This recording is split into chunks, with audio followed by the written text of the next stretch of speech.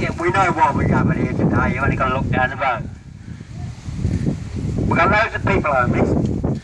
Loads of their houses empty.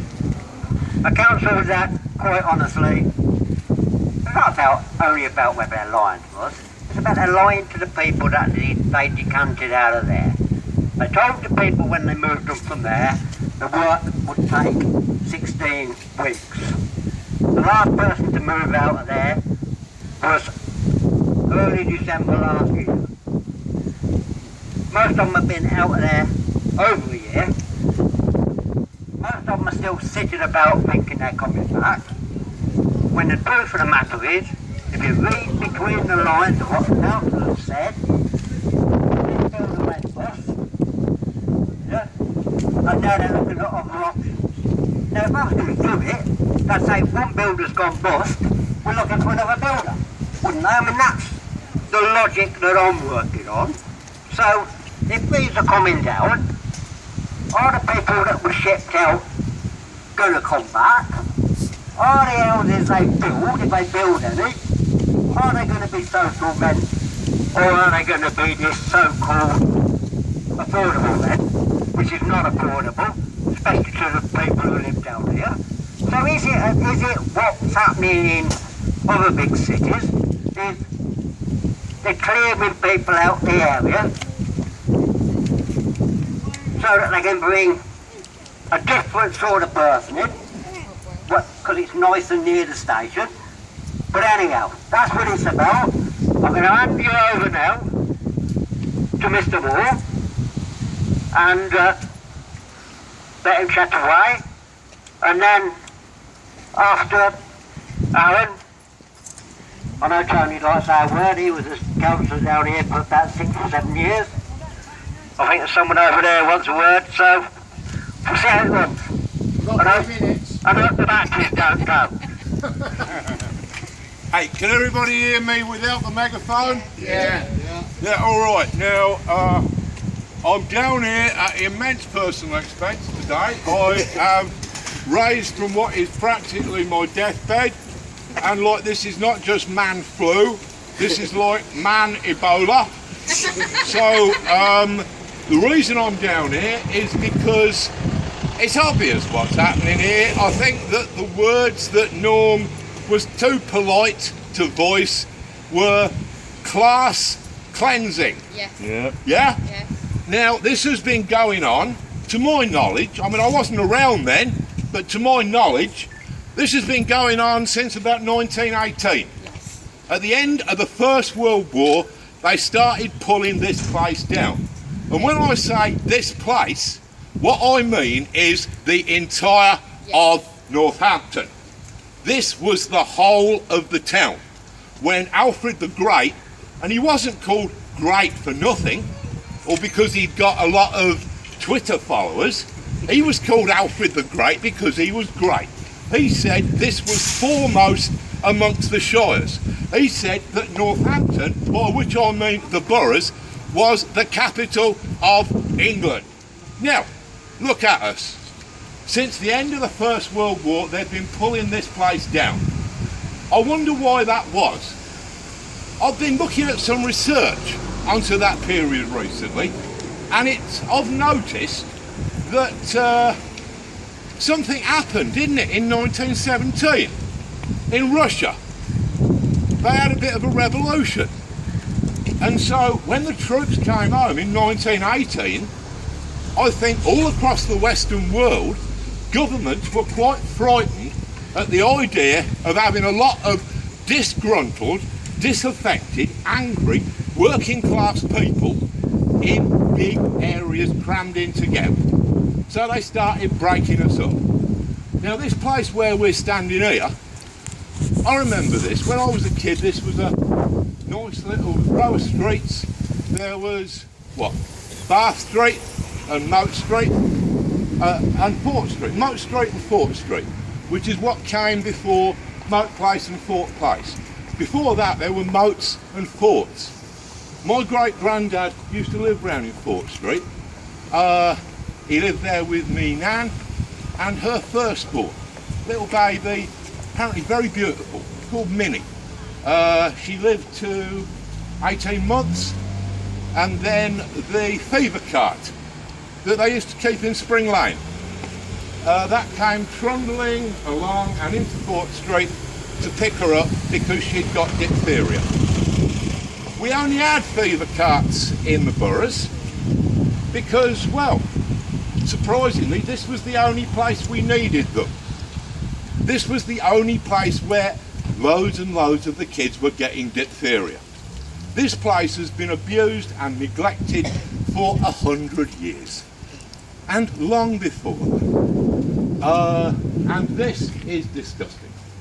I think that the people here, I can only reiterate something that I said in the paper in my rant column a few weeks ago when I said, isn't it about time that the people who govern us had to submit to competence and proficiency tests? Yes. Now, there is absolutely no reason why they shouldn't. We all do. And if we do our jobs badly, we don't take an entire community down the toilet, do we? We'll get the sack.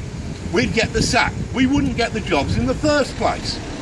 But I had a message from Brazil the other day. I had to fill in a questionnaire.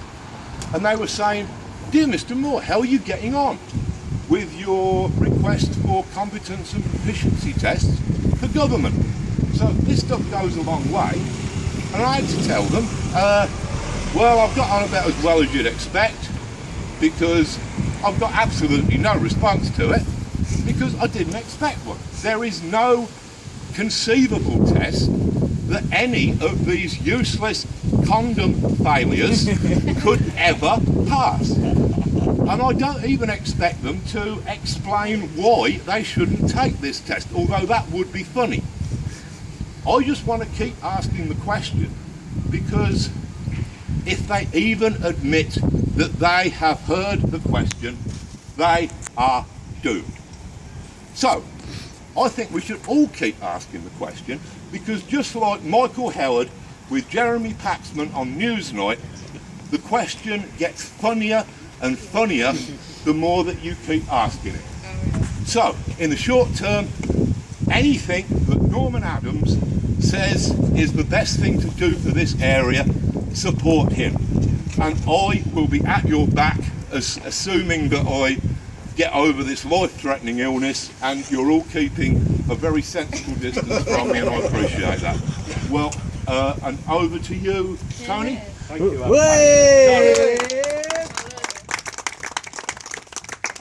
People often ask me what the secret of a happy life is, and I always say, never forget your roots, never forget where you come from. And you know, Alan, you know, you are absolutely personified in relation to that quote. You've never forgotten where you come from. This is your area, these are your people, and you know, we're so grateful that you've spent time, continue to spend time speaking the truth. Fucking right, the pussy! As you said, this is class cleansing. And I had the pleasure and sometimes displeasure of serving this community for 6 years as a local councillor. Just a thought, where are our local councillors? They're not here. We have 4 local councillors in Castle Ward, represented Spring Boroughs. But Not it is one. the weekend. Not one. It's the weekend, it's a Saturday. Perhaps they're all shopping somewhere, I don't know. Just as long as they're not going to Starbucks. They're not here. Shame on them. And when I was on the council, we used to discuss what was going to happen to the future of Spring Boroughs. And the press and some people have said to me when they knew I was coming here today, they said, oh well Tony, you know, when all this is knocked down, they might build something nice. And I said to them, don't you get it? It's not about buildings, it's about people. It's about the rights of residents to be involved in their futures. It's about the rights of tenants to be told what's going on with their own homes. I hope that this is either refurbished to a high extent, or even if it's replaced, fine. But what about the rights of the people who lived here and have lived here for 10, 20, 30, 40 years, who have been cleared out just so that other people may reap the benefits of the council's largesse. Because as Norman said, this is a very attractive place to be at the moment. You only have to look around you. You see the community of the boroughs being encircled. You see houses and flats for sale at every point. And in the centre, in the heart of Spring Boroughs, the people who made the boroughs are being cleaned out. So I say to you this, do not trust this borough council. They lied to the people of Spring Boroughs. They came round and knocked on these doors. They said, we want to carry out a survey. We want to know what you think. And we'll come back and tell you. Did they come back and tell us? No. They said to me when I was at council, they said, we'll set up a local plan. We'll let the community engage with that local plan. And I said, do you mean it? And they said, yes. I said, well, truth will be in the delivery. And what did they do? They ignored the Residents Association, they ignored the people's groups that were already set up, and they set up their own body. We placed people. They got the councillors to do their bidding, to get safe members of the community who would say what they wanted them to say. And they're still doing it.